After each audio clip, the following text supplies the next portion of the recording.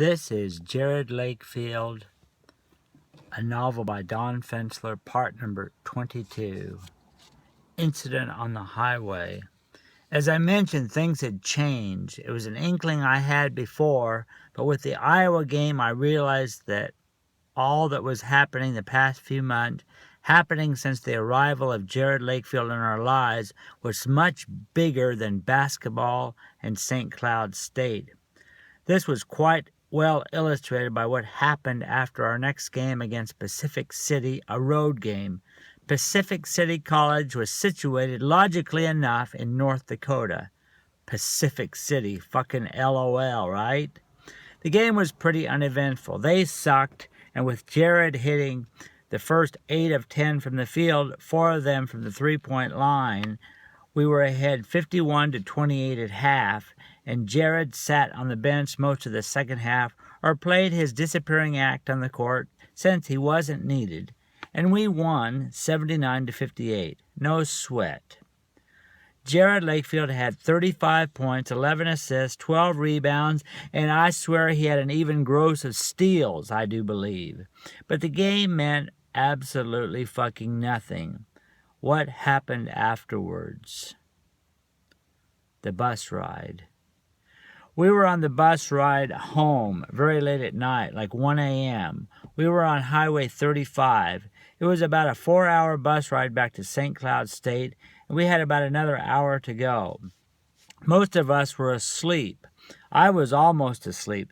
Then there was a flash of light up ahead. I blinked, and I saw it wasn't a flash of light, but rather a solid, raging flame. Something was on fire. The traffic had slowed almost to a stop, and the bus driver braked rather sharply.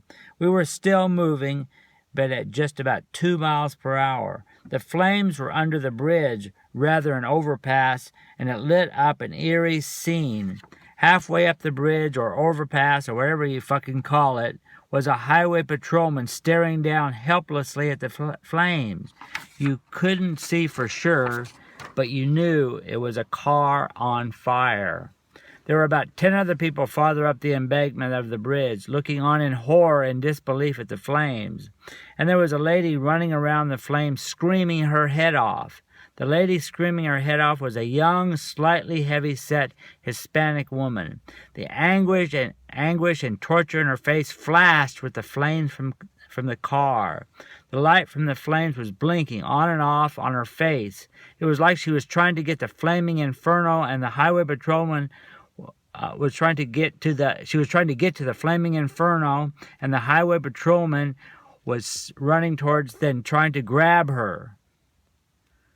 But she was too quick and too desperate. It was like a defensive back trying to grab an elusive wide-way receiver, juking left and right, backwards and forwards. The policeman was trying to keep her away from the car, the raging, flaming car. Then I noticed and experienced a commotion behind me in the bus. It was someone rushing to the front of the bus still rolling along at about 1 mile an hour. It was Jerod Lakefield. "Open the door," he said with a voice that echoed in your chest. The bus driver put his hand on the lever to open the door, but didn't pull it. "Open the door, now," said Jerod Lakefield again, and the door popped open. The bus driver jumped like he had been hit by some kind of fucking electrical shock. Jerod jumped down the steps and ran straight to the burning car. The lady was still screaming, and the police officer was still trying to grab her. But then Jerod Lakefield was running towards the car, and they both stopped cold where they were and looked at Jerod. Their mouths were open, and they were frozen where they were. Jerod ran straight to the car and grabbed the door handle and yanked the door open. The flames were raging like mad. The door came off the fucking hinges. I was watching all this from the bus, where I had a good but not perfectly clear view of what was going on. There was this flashing on and off in front of me. All of us on the bus were dead silent in shock, mouths open, unable to move or speak. Jerod pulled the car door open and seemed to be getting into the car. It was was just a mass of flames. You could barely make out that it was a car. It was just an inferno, like a bonfire from hell, flames shooting 10 to 15 feet in the air and swirling in the soft wind. He reached into the car and pulled something out. Then he went into the car again and pulled out something else. Then he went in one more time, and he was in there, inside the inferno, for what seemed like an eternity, then came out again, pulling something else. There were 3 figures lying on the ground, and Jerod Lakefield was kneeling over them. The Hispanic lady started screaming again, the most piercing but melodic scream you could imagine. The things on the ground looked very small. It flowed through my brain vaguely that they were children. Dead, burned children. But Jerod was still kneeling over them. The 3 figures were lined up very close together, and Jerod had his hands on them and was saying something. And then the lady stopped screaming, and the policeman suddenly covered up his face and fell to his knees. They were less than about 15 feet from Jerod Lakefield, the inferno, and the 3 figures on the ground.